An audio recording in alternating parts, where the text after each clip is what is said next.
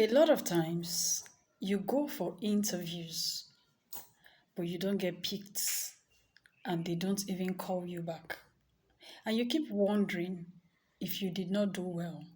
Now, let me tell you 5 things that you do at interviews that they don't call you back. Number one, you go for interviews, and while the interview is going on, they are interviewing you. Your interviewer tells you, throws a question at you like, tell us about our company. What do you know about us?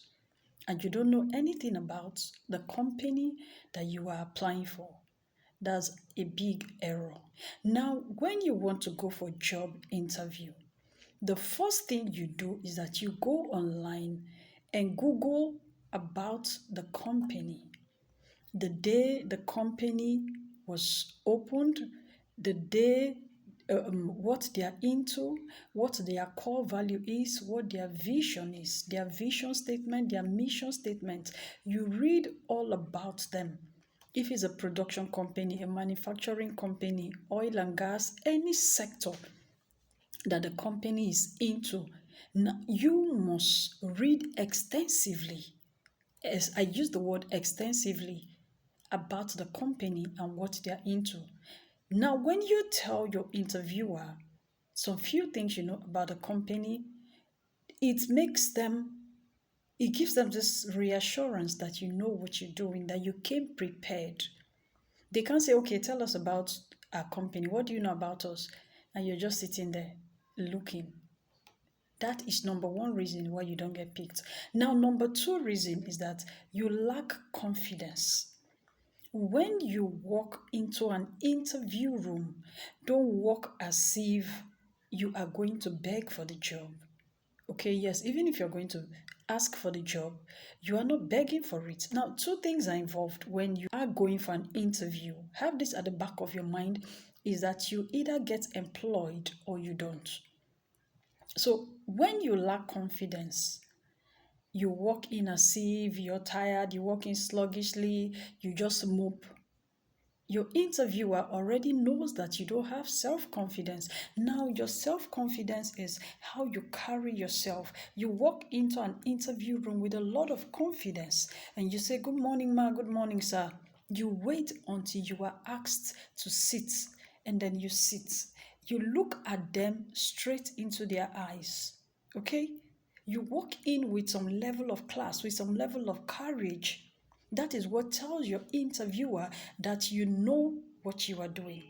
Now, number three reason why you don't get picked is that in the course of interview, a lot of interviewers do this. They ask you this question. They say, tell us about yourself.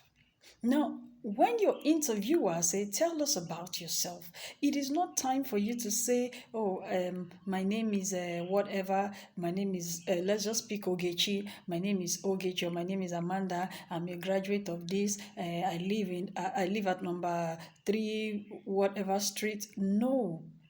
I read banking and finance, or I read social studies, or no, that is not the time to tell them about the course you read.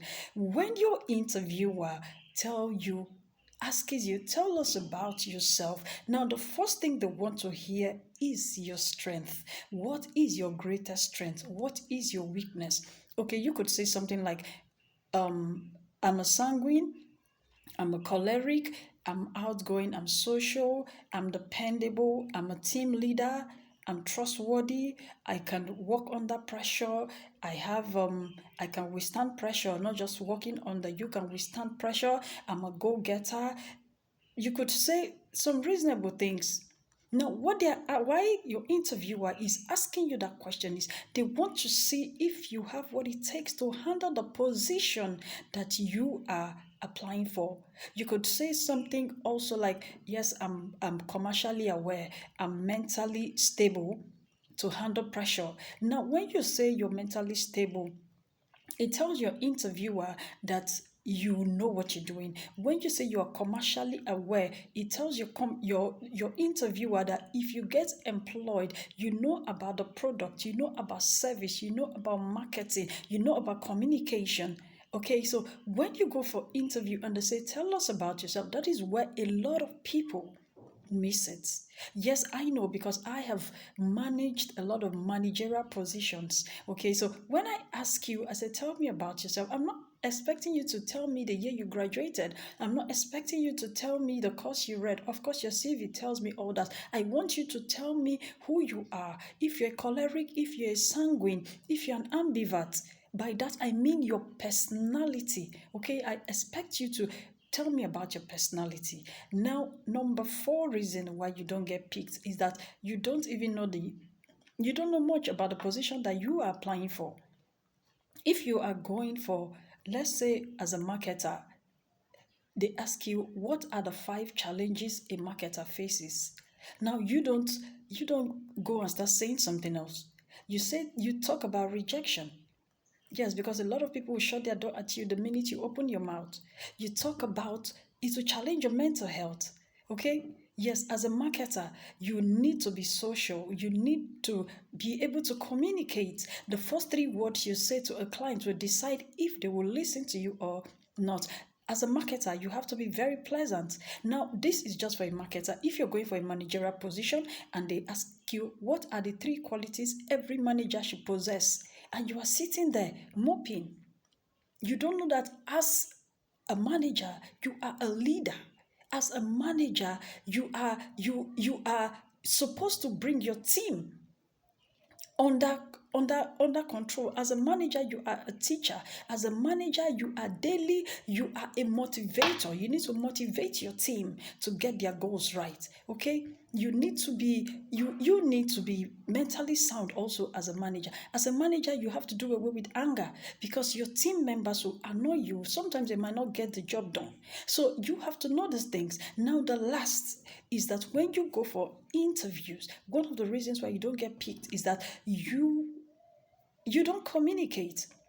You are not communicating. Now, how do I mean? One of the reasons, or some of the reasons rather, why you should communicate, how you should communicate rather, one is your eye contact. You need to look at your interviewers. That tells them that they are communicating with you. I can't be interviewing you, or somebody else cannot be interviewing you, and you're looking at the floor. It just simply shows that you're not bold.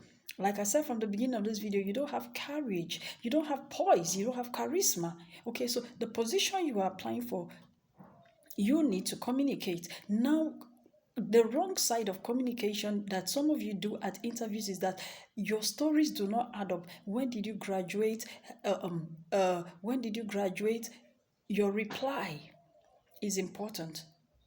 The year of your graduation, what you were doing. Don't go there and start saying irrelevant things. Don't go there and start giving the wrong body language. That will tell your interviewer that you don't even know what you're doing.